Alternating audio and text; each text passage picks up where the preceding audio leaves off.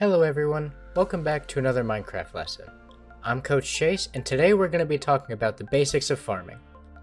Farming in Minecraft Survival is a necessary skill because in order to have sustainable food sources, books for enchanting, and crops for breeding, you'll need to know what all farming items do and how to use them to build your perfect farm.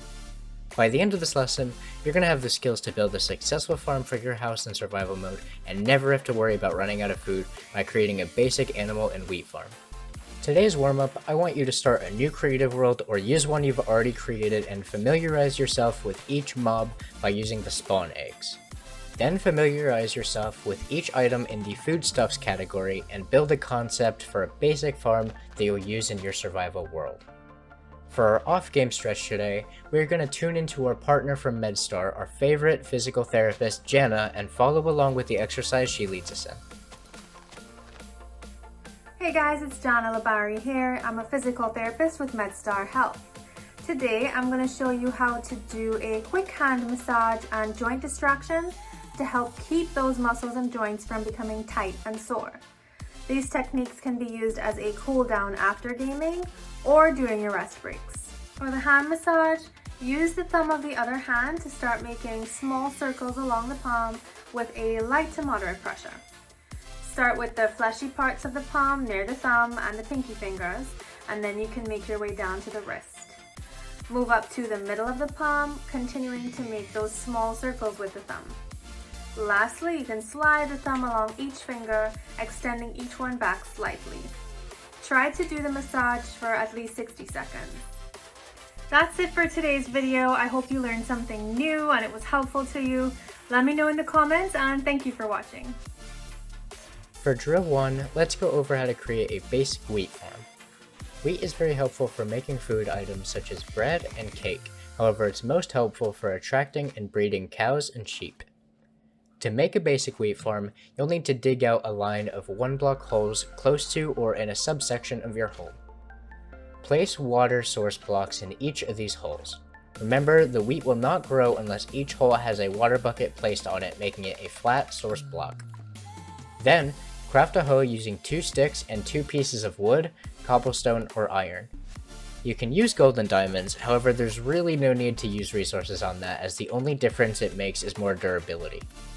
With the hoe, right-click the ground next to each water source block and place seeds that you can get from breaking grass. Eventually, it will grow all the way into wheat, which you can see by the coloration turning green/yellow and length being the maximum height. Then, you can break the wheat and replant the seeds. Craft a bread with this using 3 wheat in a row for very consistent food. Keep in mind every wheat and crop farm you have needs to have light around it or else the crops won't grow. This can include the sun on the surface as well if that's where you want to build it. Next, we're going to make an animal farm.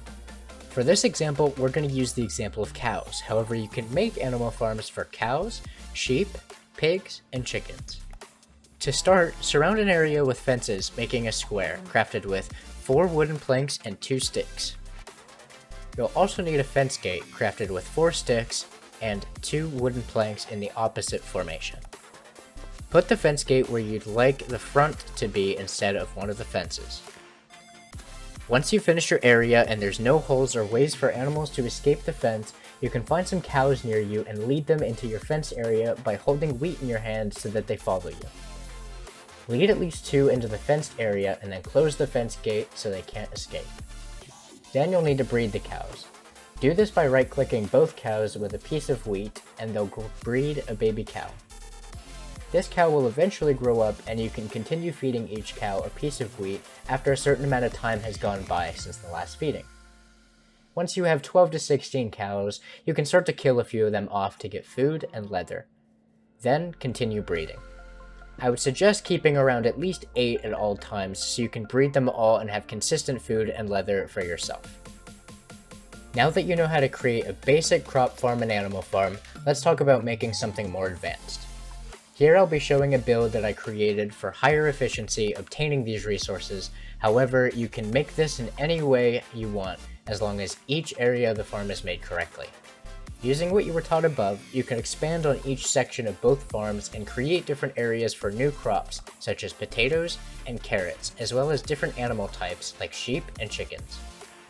In this build, I sectioned off areas for different colored sheep within the same fenced area for better organization and the ability to have more sheep being bred at once.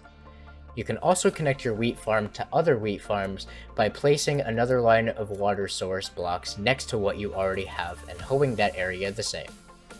I would suggest having chests in each area so that you can store the items you get from each farm, as well as have a crafting table and furnaces nearby to make whatever you need and cook the meat you kill for.